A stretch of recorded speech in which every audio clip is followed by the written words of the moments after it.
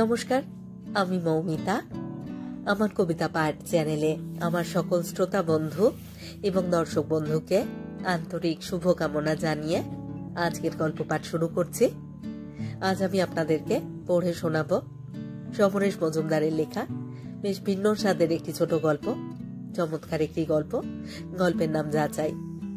হয়তো এই গল্প নয়, হয়তো লেখকের নিজের জীবনের এই অভিজ্ঞতা। অনবদ্য একটি গল্প। শুনতে থাকুন আজকের গল্প যাচাই।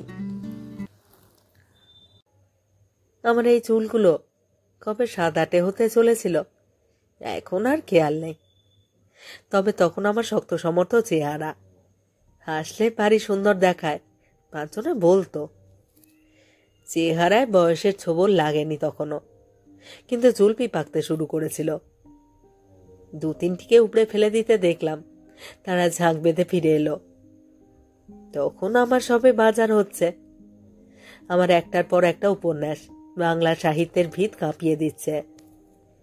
এই দেশের লেখকরা নিজেদের চেহারা নিয়ে মোটেই মাথা ঘামায় না, কিন্তু আমার আবার ছেলেবেলা থেকে নিজেকে সুন্দর দেখবার বাতিক ছিল।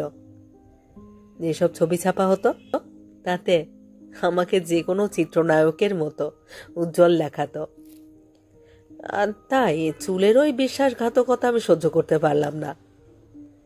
তারপরে আমার চুলে রং লাগানো শুরু হলো, একটা নিত্য ব্যবস্থা। আমার মুখ বিন্দুমাত্র ভাঙেনি, শরীরের বাঁধন মজবুত আছে, হাসলে চমৎকার লাগে। 30 বছর ধরে আমি আমার ইমেজ ধরে রেখেছি। খোটা বাঙালি তা পারে। আমার সমকালীন লেখকেরা বুড়ো হয়ে গিয়েছেন। বুড়ো মানে বিচ্ছিরি রকমের বুড়ো। কোনো সভা সমিতিতে গেলে আমাকে মুশকিলে পড়তে হতো, কারণ আমি এখনো সব জেনারেশনের মানুষের কাছে দাদা হয়ে রয়েছি। ওরা কাকা জ্যাঠা, কেউ কেউ দাদুও। সেদিন একজন প্রবীণ সাহিত্যিক ঠাট্টা করে বললেন, টোটকাটা বলো তো হে, অনন্ত যৌবন ধরে রেখেছ? আমি জানি ওটা ঈর্ষা থেকে বলা। ঈর্ষা চেহারার জন্য তো বটেই, লেখার জন্যও।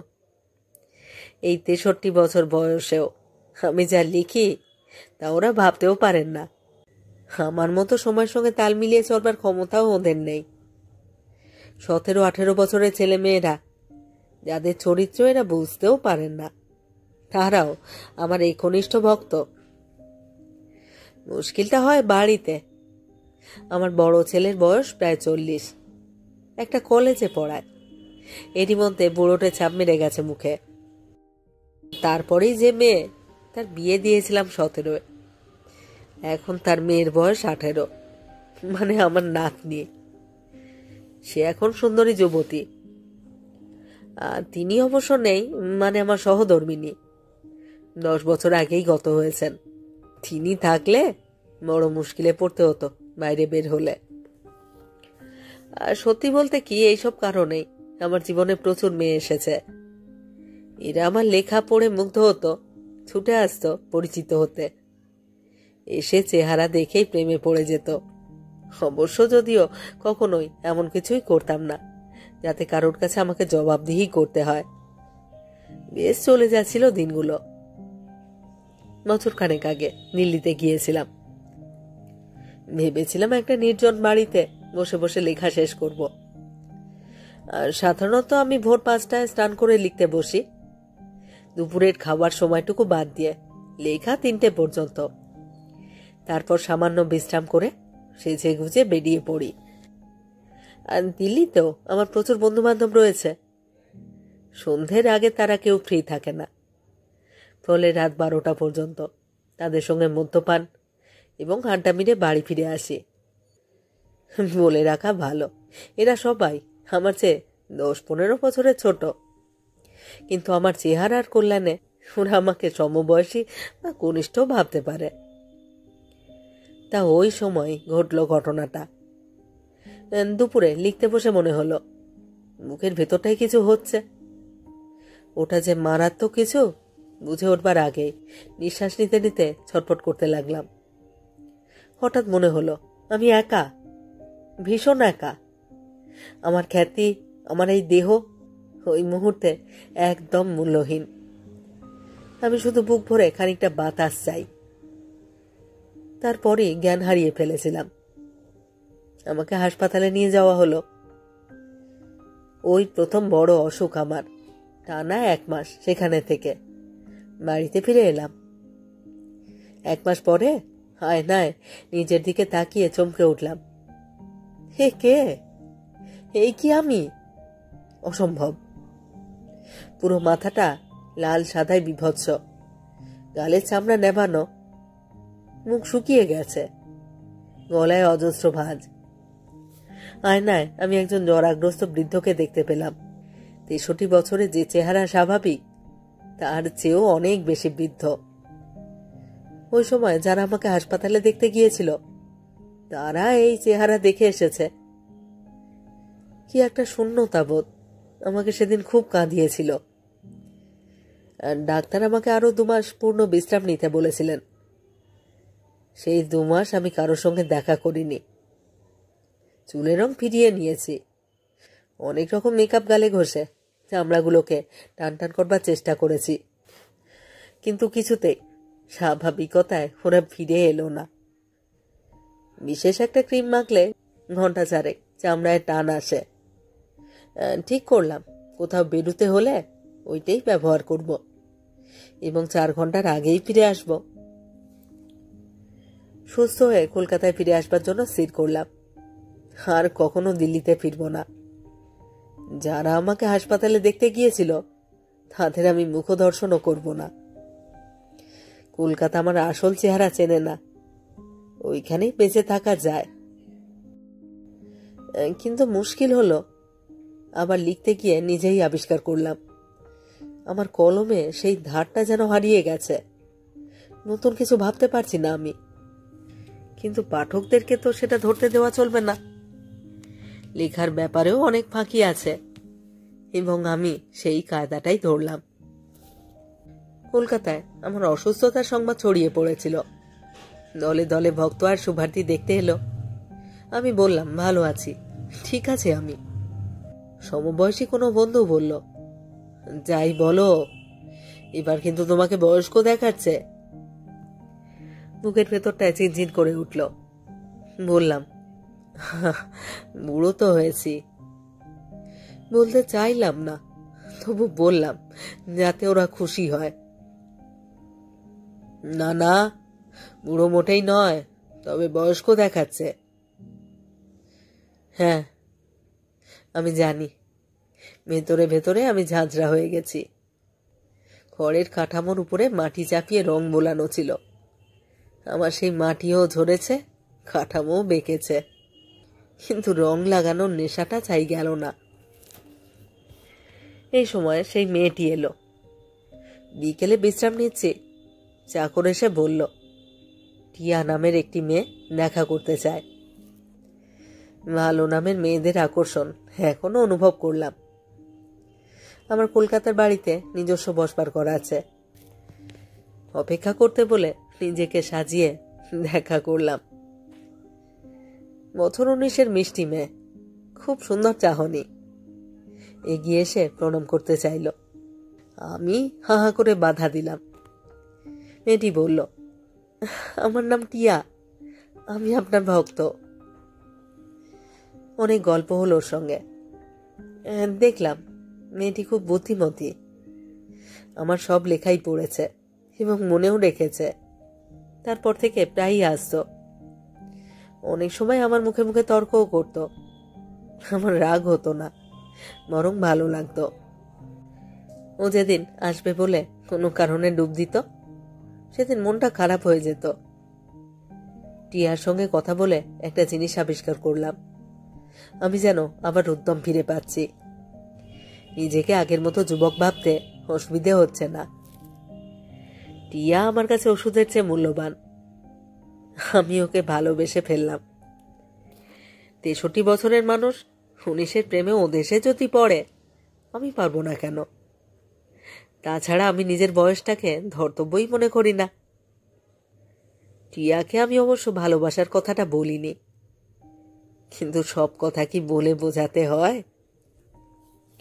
একদিন টিয়া বলল, আমার খুব ইচ্ছে করে আপনাকে নিজের হাতে রেঁধে খাওয়াই। আপনি না বলবেন না? সামনে রবিবারে আমাদের বাড়িতে আসুন না। না বলতে পারলাম না। এর মধ্যেই জেনেছি টিয়াদের পরিবার ছোট। ওর বাবা মা এবং ঠাকুমা, তারাও নাকি আমাকে পছন্দ করেন। সেজেগুজে পরে রবিবারে টিয়াদের বাড়িতে গেলাম। গাড়ি থেকে নামতেই ছুটে এলো। আমার ভয় করছিল যদি না আসেন। হেসে জবাব দিলাম, তুমি ডাকলে নরকেও যেতে পারি। টিয়া ঠোঁট উল্টালো। সেটা অবিশ্বাসে নাকি খুশিতে আমি জানি না। তারপর পেছনে ফিরে বলল, আমার বাবা। আমি দেখলাম এক প্রৌঢ় ভদ্রলোক হাত জোড় করে দাঁড়িয়ে আছেন। কি সৌভাগ্য! আপনি যে আমাদের বাড়িতে পায়ের ধুলো দেবেন ভাবতে পারিনি। আসুন আসুন। টিয়ার বাবার সঙ্গে বাইরের ঘরে বসলাম। টিয়া ভেতরে চলে গেল। মধ্যবিত্তের সংসার। বললেন, টিয়া যখন বলল আপনি আসবেন তখনও বিশ্বাস হয়নি। এত বিখ্যাত মানুষ আপনি এখানে আসবেন? কি কথা বলছেন? আমি আপত্তি করলাম, ঠিকই বলছি। আমার অবশ্য গল্প উপন্যাস পড়বার অভ্যেস নেই, তবে আপনাকে আমার মনে আছে। মনে আছে বিশেষ একটা কারণে। কি কারণে? আমি যখন ক্লাস 10-এ ফার্স্ট হই তখন আমার মামা আমাকে 3টে বই উপহার দিয়েছিলেন। রবীন্দ্রনাথের জীবন স্মৃতি, শরৎচন্দ্রের পল্লী সমাজ আর আপনার ছেলেবেলা। উফ, সে কতকাল আগের কথা, সে কতকাল আগের কথা। ভদ্রলোক চোখ বন্ধ করলেন স্মৃতি হাতড়াবার জন্যে। কিন্তু আমার শরীরে যেন জল বিছুটির ঘষা লাগলো। লোকটা চোখ বর্ষা, চুল অর্ধেক সাদা। আমি যে ওর চেয়ে বড়, অনেক বড়, সেটা কি বুঝিয়ে দিল নাকি? কথাবার্তায় সুর কেটে গেল আমার। একটু বাদে টিয়া তার মাকে নিয়ে এলো। বছর 40-এর মহিলা। টিয়ার মুখের সঙ্গে মিল আছে, তবে স্থূলকায়া। এসেই আমাকে প্রণাম করতে গেলেন। আমি প্রবল আপত্তি করাতে বললেন, সেদিনও আপনি এমনই করেছিলেন। সেদিন মানে? আমি অবাক হলাম। আপনার মনে রাখবার কথা নয়, আমি তখন মেথুনে পড়ি। কলেজ স্ট্রিটের একটা বইয়ের দোকানে আপনাকে দেখেছিলাম। 3-4 জন মেয়ে ছিলাম আমরা। আপনি তখন আমাদের কাছে। হাসলেন মহিলা। টিয়া বলল, মা কিন্তু এখনো আপনার খুব ফ্যান। টিয়ার মা বললেন, যাই বলুন, আপনার সেই সময় লেখাগুলো অনবদ্য। টিয়া বলল, কেন মা, এখনকারগুলো খারাপ? টিয়ার মা হাসলেন, এগুলো তোমাদের জন্যে। আমাদের জন্য যেগুলো, সেগুলো আমরা আমাদের সময় পেয়েছি। আপনাকে ঈশ্বর ক্ষমতা দিয়েছেন। কাগজে দেখেছিলাম আপনি অসুস্থ হয়েছিলেন। এখন কেমন আছেন? ভালো। কিন্তু আমি যে মোটেই ভালো নই, অন্তত এই মুহূর্তে ভালো নই। একটু বাদে আমাকে খেতে নিয়ে যাওয়া হলো। টিয়ার বাবা বললেন, আমাদের বাড়িতে একটা পুরনো রেওয়াজ আছে। আমরা এখনো পিঁড়িতে বসে পাত পেড়ে খাই। আপনার বোধহয় অসুবিধে হবে। হেসে বললাম, না না, এসব তো উঠেই যাচ্ছে, আমার খুব ভালো লাগবে। বাবু হয়ে বসতে খারাপ লাগলো না। বেশ কাজ করা পুরনো আমলের পিঁড়ি। টিয়ার মা পাশেই বসেছিলেন। টিয়া পরিবেশন করছিল। মদের সংখ্যা দেখে যখন আটকে উঠেছি তখন টিয়ার মা বললেন, না না, এটুকু খেতেই হবে। আপনার স্বাস্থ্য এত ভালো, নিশ্চয়ই খেতে পারবেন। আর তাছাড়া এসব টিয়া নিজের হাতে রেঁধেছে, আমাকে তো রান্নাঘরে ঢুকতেই দেয়নি। টিয়া দরজায় দাঁড়িয়ে লাজুক হাসলো। আমি খাবারে হাত দিলাম। সত্যি ভালো রান্না, মাংসটা একদম মোগলাই। আমার দাঁত এখনো অটুট আছে। মাংস খেতে মোটেই অসুবিধা হয় না। গল্প করতে করতে বেশ খেয়ে ফেললাম। এই সময় আর একজন মহিলা দরজায় এলেন। পরনে কালো পাড় ধুতি, তারই ঘোমটায় মাথার অর্ধেক ঢাকা এবং চুল একটিও পাকেনি, যা দেখা গেল। বুঝতে অসুবিধা হলো না ইনি টিয়ার ঠাকুমা। নাতনি কেমন রেঁধেছে? মহিলা জিজ্ঞেস করলেন। ভালো, খুব ভালো। আপনি আসবেন জেনে আমি কিন্তু একটা পদ রেঁধেছি। আমি কিছু না বুঝে টিয়ার দিকে তাকালাম। টিয়া বলল, আপনার সঙ্গে ঠাম্মার একটা পুরনো ঝগড়া আছে। ঝগড়া আমার সঙ্গে? আমি হতভম্ব। এই বৃদ্ধাকে আমি চিনি না। টিয়া ঠাকুমা রান্নাঘর থেকে একটা বাটি নিয়ে ফিরে এলেন। এটা খেয়ে দেখে বলতে হবে কি দিয়ে রান্না। নাতনিরা যেসব আধুনিক রান্না রাঁধে তা তো আমাদের কালে ছিল না। আমরা হাতের কাছে যা পেতাম তাই দিয়েই রান্না করতাম। দেখি আপনি পারেন কি না। আমি এসবের কিছু বুঝি? আমি এসবের কি কিছু বুঝি? বিব্রত গলায় বললাম।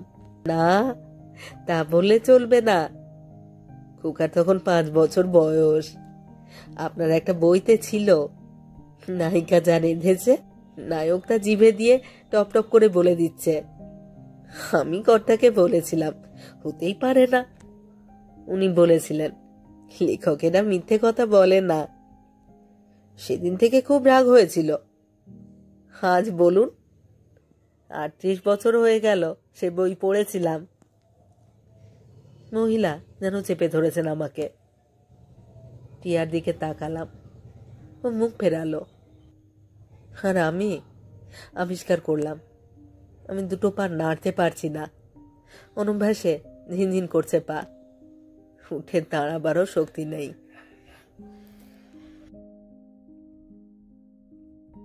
শেষ হলো আজকের গল্প, সমরেশ মজুমদারের লেখা গল্প যাচাই।